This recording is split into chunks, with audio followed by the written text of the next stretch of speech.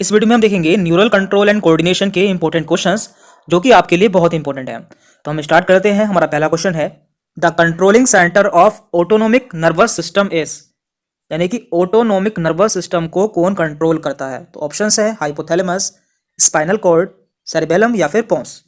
तो देखिए, हमारा नर्वस सिस्टम तीन तरह का होता है। सीएनएस यानी कि सेंट्रल नर्वस सिस्टम, जिसमें कि हमारा ब्रेन होता है प्लस हमारी स्पाइनल कॉर्ड होती है, स्पाइनल कॉर्ड होती है। देन पीएनएस यानी कि पेरिफेरल नर्वस सिस्टम, जिसमें कि हमारे क्रेनियल एंड स्पाइनल नर्व्स होती हैं, हमारी सभी क्रेनियल एंड स्पाइनल नर्व्स होती हैं। एंड लास्ट होता है एएनएस यानी कि ऑटोनोमिक नर्वस सिस्टम। तो इससे हम sympathetic and parasympathetic nervous system भी कहते हैं। और इसे हमारा हाइपोथैलेमस कंट्रोल करता है। इसके द्वारा ही हमारी हंगर, थ्रस्ट, स्वेट, स्लिप, ये सभी विसरल एक्टिविटीज कंट्रोल होती है। तो यहाँ पे हमारा आंसर होगा यहाँ पे ए, हाइपोथैलेमस ऑटोनोमिक नर्वस सिस्टम को कंट्रोल करता है। Next question, a bipolar neuron has, एक बाइपोलर न्यूरॉन में होते हैं। तो देखिए, न्यूरॉन कई तरह के होते हैं, जैसे कि नॉन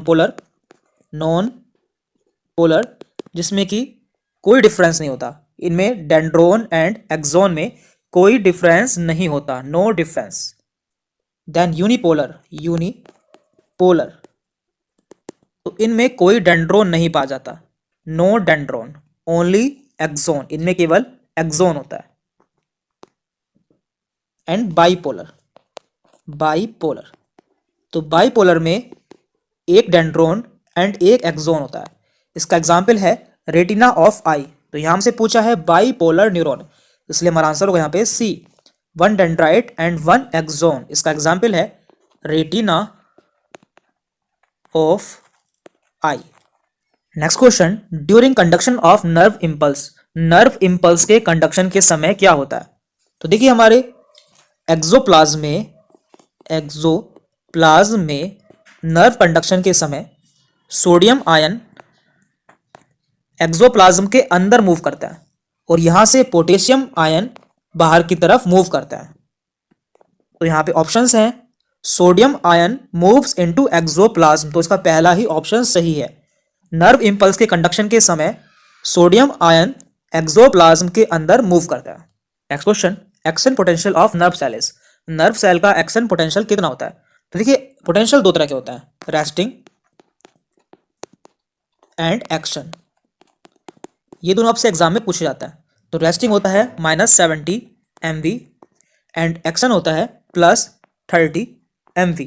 तो यहां हमसे पूछा है एक्शन, इसलिए हमारा आंसर होगा D, +30 MV। Which of the following ion are required for nerve conduction. तो नर्व कंडक्शन के लिए इनमें से कौन से आयन की जरूरत होती है। तो इसका सही आंसर होगा ए, कैल्शियम, सोडियम एंड पोटेशियम। इन तीनों आयन की जरूरत नर्व कंडक्शन के समय होती है। Next question, the cerebral cortex होता है। तो देखिए, हमारे ब्रेन में मेनली तीन रीजन होता है। पहला cerebrum, second cerebellum and third brain stem. तो इनमें से हमारे सेरेब्रम में दो पार्ट होता है, आउटर एंड इनर, जिनमें से इसके आउटर पार्ट को कोर्टेक्स कहता है, जबकि इसके इनर पार्ट को मेडुला कहता है। तो इसका आउटर पार्ट ग्रे मैटर का बना होता है, यानी कि इसमें ग्रे मैटर पाया जाता है, जबकि इसकी इनर लेयर में व्हाइट मैटर पाया जाता है। तो हमारा आंसर होगा यहां पे C, the outer layer of cerebrum called grey matter. The secretion of gastric juice is controlled by, gastric juice के सिक्रेशन को कौन कंट्रोल करता है। सेरेबेलम, एएनएस, सेरेब्रम या फिर मेडुला। तो इसका सही आंसर है डी, मेडुला। तो देखिए, मेडुला ओब्लंगाटा ब्रेन स्टेम का पार्ट है। यह हमारी फिजिकल एक्टिविटी को कंट्रोल करता है, जैसे कि respiration, circulation, blood pressure, peristalsis, swallowing, coughing. तो इसलिए इसका सही आंसर है D, medulla. Centre of sense of smell is, sense of smell का सेंटर कहाँ होता है? सेरिबेलम, ओल्फैक्टरी लोब, पोन्स या फिर मिड ब्रेन। तो इसका सही आंसर है बी, ओल्फैक्टरी लोब्स में सेंस ऑफ स्मेल का सेंटर होता है। Next question, part of mammalian brain controlling muscular coordination is, mammalian brain का कौन सा पार्ट मस्कुलर कोऑर्डिनेशन को कंट्रोल करता है? तो इसका सही आंसर है डी, सेरिबेलम। तो देखिए सेरिबेलम को second largest part of brain माना जाता है और ये centre of control and coordination होता है और ये हमारे बॉडी के पोस्चर को मेंटेन करता है। Part of brain responsible for hearing is, brain का कौन सा पार्ट हियरिंग के लिए यानी कि सुनने के लिए रेस्पॉन्सिबल होता है? तो इसका सही आंसर है बी, सेरिब्रम। तो देखिए सेरिब्रम के 4 पार्ट होता है, frontal, parietal, temporal and occipital, जिनमें से इसके टेम्पोरल पार्ट में 2 लोब्स होता है या 2 एरिया होता है, auditory area and olfactory area. तो इसका ऑडिटरी एरिया सुनने के लिए रेस्पॉन्सिबल होता है यानी कि हियरिंग के लिए रेस्पॉन्सिबल होता है, जबकि इसका ओल्फैक्टरी एरिया स्मेल के लिए रेस्पॉन्सिबल होता है। तो इसलिए हमारा सही आंसर यहाँ पे B, cerebrum. Next question, which of the following is thin middle layer of cranial meninges, dura mater, arachnoid, pia mater या फिर ऑप्टिक नर्व। तो देखिए हमारे ब्रेन में 3 मेनिंजेस पाई जाती है जिसके लिए ट्रिक है डैप, DAP टैप। तो यहाँ पर D4 है dura mater, A4 arachnoid and P4 pia mater. तो ड्यूरामीटर सबसे आउटर मोस्ट लेयर होती है जो कि प्रोटेक्टिव कवरिंग बनाती है। इसके बाद इरेक्नॉइड, तो ये मिडल लेयर होती है और थिन लेयर होती है एंड सबसे अंदर की लेयर होती है पायामीटर जो कि हाईली वैस्कुलर होती है। तो यहाँ से पूछा है थिन मिडल लेयर, हमारा आंसर होगा B, arachnoid. Next question, the thin out portion of retina where only cones are densely packed is called, retina का वह पोर्शन जहां पर केवल कोन्स पाया जाता है, blind spot, corpus luteum, macula lutea या फिर फोबिया। तो देखिए लेंस के अपोजिट पोल पर एक स्मॉल येलोइश एरिया होता है जिसे मैकुला लुटिया कहते हैं और इसके सेंटर में फोबिया सेंट्रलिस पाया जाता है जिसमें केवल कोन्स होता है।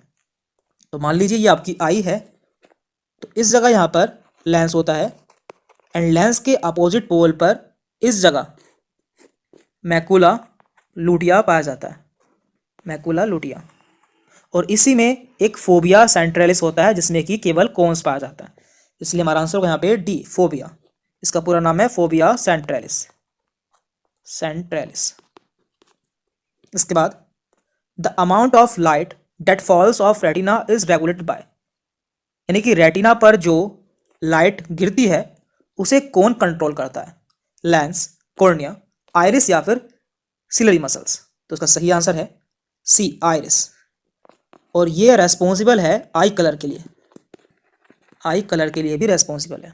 इसके बाद space between cornea and lens is called, cornea and lens के बीच में पाए जाने वाले स्पेस को क्या कहते हैं? तो देखिए आई में यहाँ पे होता है कॉर्निया, ये है कॉर्निया एंड इस जगह होता है बीच में लेंस, ये हमारी क्या है, सस्पेंसरी लिगामेंट। तो इनके बीच में यहाँ पे होता है ये है लेंस। तो लेंस एंड कॉर्निया, इनके बीच में क्या पाया जाता है? इनके बीच में पाया जाता है एक्वस चैम्बर, एक्वस चैम्बर। तो इसलिए हमारा सही आंसर है यहाँ पे ए, एक्वस चैम्बर। कॉर्निया और लेंस के बीच में जो स्पेस पाया जाता है उसे हम कहते हैं aqueous chamber. Next question, which of the following is devoid of blood supply, इनमें से किसमें ब्लड सप्लाई नहीं पाई जाती, रेटिना, कोरोइड, कॉर्निया या फिर स्क्लेरॉइड? और इसका आंसर आपको कमेंट करके बताना है।